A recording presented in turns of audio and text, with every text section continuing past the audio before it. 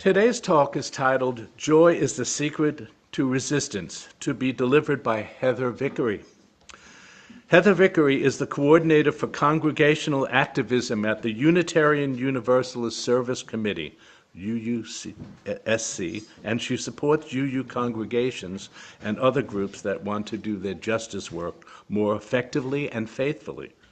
In both her paid and unpaid organizing work, she works deeply for trans and migrant liberation through the Pink Haven Coalition and the Community Accompaniment Program with asylum speakers. Heather is also an aspirant for UU ministry and a student at the Star King School for the Ministry. When she is not working and organizing, you can find her and her rescue pup Nova hiking, gardening, and cooking with their loved ones. Please welcome to the pulpit, Heather.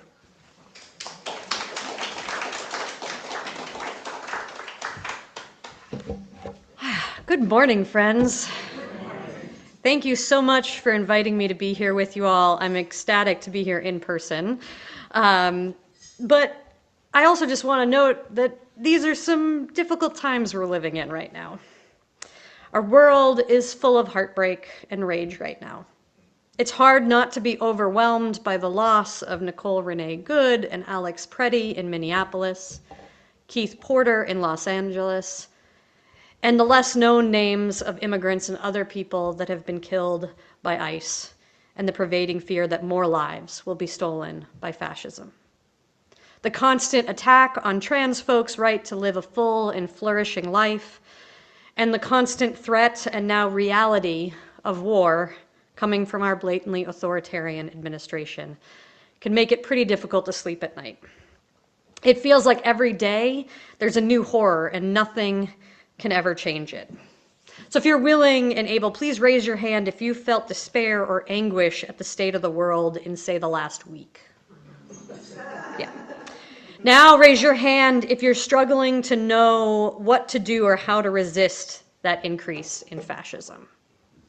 Just look around real quick. You're not alone. So now that we've started with that really positive note, I will just say again, you are not alone, and that is a joy. As a queer, gender-expansive woman who organizes for trans and migrant liberation, I am right there with you in feeling overwhelming despair often and struggling with fatalism in our current world. But Alice Walker says that resistance is the secret to joy, and I think we can all understand that. As people of faith and conscience, not resisting this is hard to imagine right now. But it can be just as hard to figure out how to resist. The good news is that the inverse to Alice Walker's quote is also true. Joy is the secret to resistance. Fascism and authoritarianism want us to be afraid and disconnected. They fear our joy because it's infinitely bigger than the boxes they want to put us in. So practicing joy in moments like these is resistance, and it's essential. We can look to past struggles to see how true this is. Dan Savage, who writes for The Stranger up in Seattle, where I'm from, says, "During the darkest days of the AIDS crisis, we buried our friends in the morning, we protested in the afternoon, and we danced all night.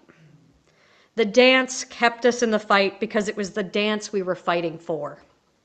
It didn't look like we were going to win then, and we did.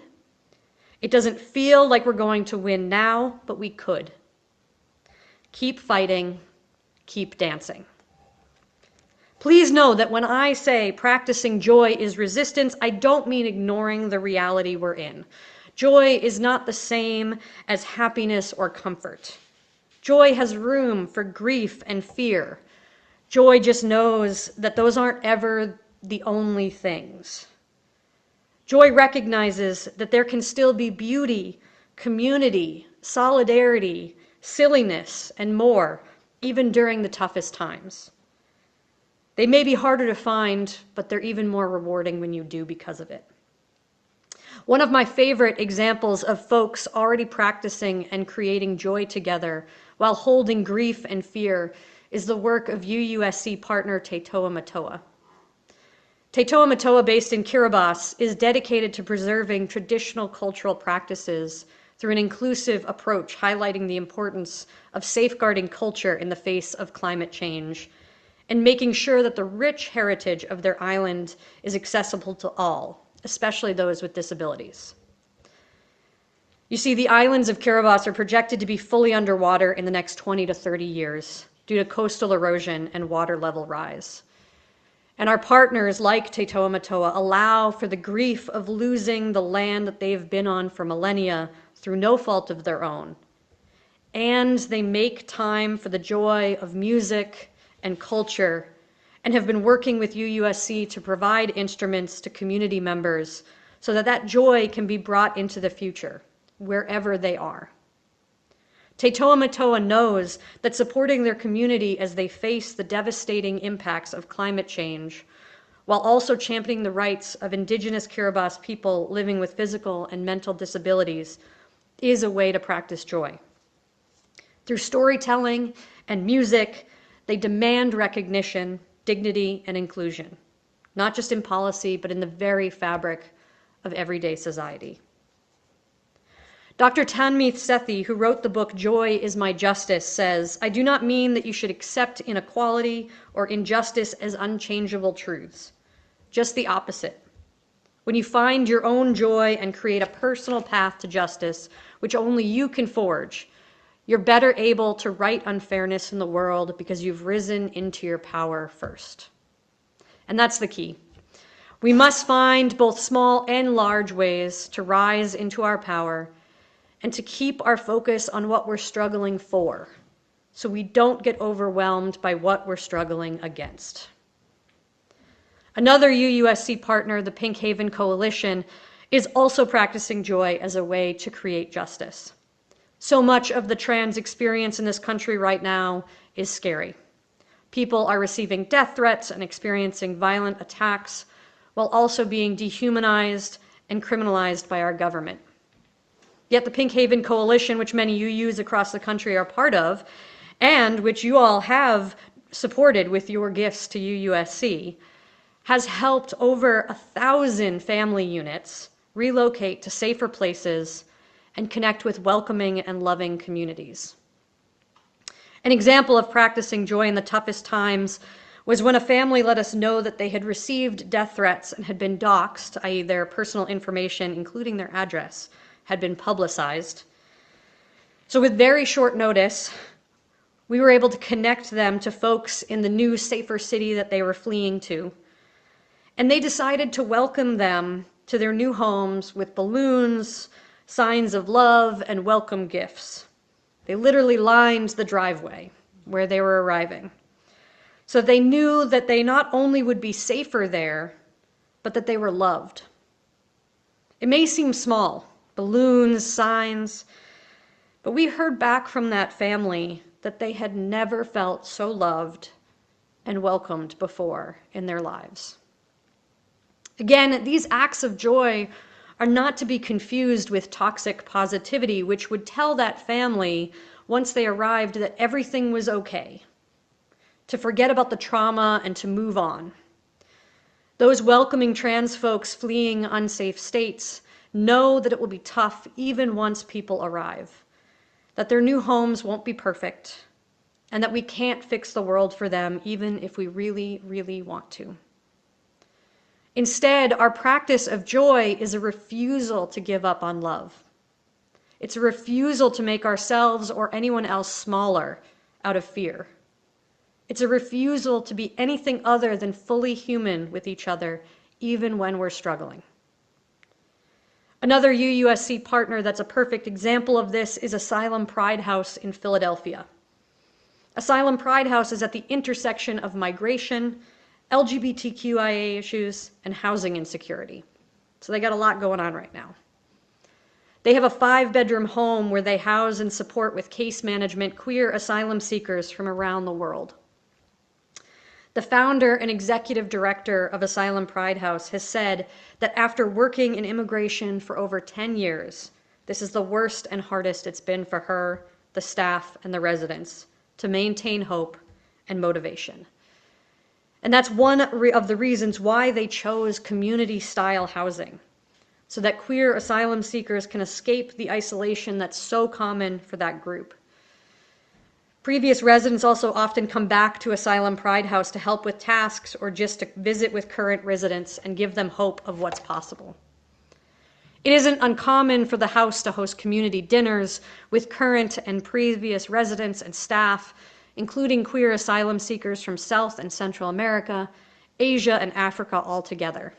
And for someone for whom food and sharing meals with people is so incredibly important, if that isn't a joyful vision of the beloved community, I really don't know what is. So what can we all do to practice joy and resist dehumanization and the rise of fascism in our country? We must practice imagining the world we want. And as Ruha Benjamin says in Imagination, a Manifesto, don't shine a light only on the deadly imaginations and social orders that are killing us, but experiment and play with new prescriptions, visions, and forms of social organization. We need to stay aware of what's going on that's harming those most vulnerable, but we also need to share the joyful ways people are already resisting and have always resisted oppression, just like the stories I've shared with you today.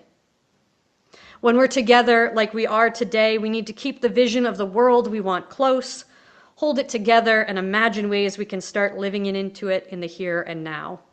You've already started this morning with your joyful conversations and your sharing of your lives. After the service, at coffee hour, or during brunch, look for a way you can make someone smile. Compliment them. Tell a dad joke. Ask someone if they need a hug. Anything. Spark gender joy in our trans and gender expansive beloveds by working hard to get their pronouns right. Know that every time you use someone's correct pronouns, you make a fascist sad. Yeah.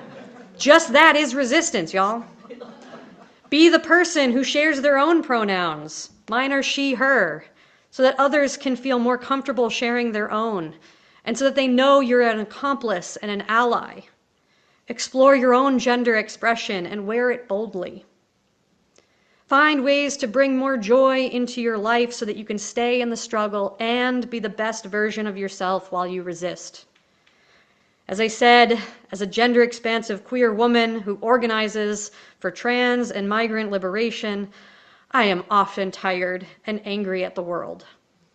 And something I've started to do to keep myself centered has been creating little pine cone critters and creatures that I randomly leave around my neighborhood. And yes, they do have googly eyes. I feel joy in making them. I feel joy about thinking of other people stumbling upon them. And I can come back to them, sometimes literally, sometimes just in my mind when things get hard. Take a moment right now, close your eyes if it helps, and think about one thing that has brought you joy in the past year. Try to bring yourself back to that moment, or imagine you're with that person or doing that thing right now. Take a few deep breaths in and let the joy spread through your body. And as you exhale, share it with the rest of the room. Now take a moment and think about what the root of that joy was for you. Was it community, creativity, family, something completely different? What is the essence of that joy? Your homework, because I like to give homework, will be to use that essence as a jumping off point to create your own joyful practices, no matter how small, that you can use to keep yourself balanced and whole, because we need you. Ask for help in thinking of something if you need to. Some people find a lot of joy in helping. So as someone helped me here, 2 stones with 1 bird, right? Because we don't want to kill birds. When we find our own joy in the toughest times, we rise into our own power. And that is resistance in and of itself. Stay after the service for more conversation with me. I'd love to hear from you, and we can joyfully share a meal together. But even if you don't, be weird. Be queer. Be beautiful and fully human. Do art. Take naps. Play. Keep dancing. Because that is what we're struggling for, the dance. And I think we can all admit that a dance battle is a lot more fun than any other kind. Amen. Ashe, and may we keep dancing.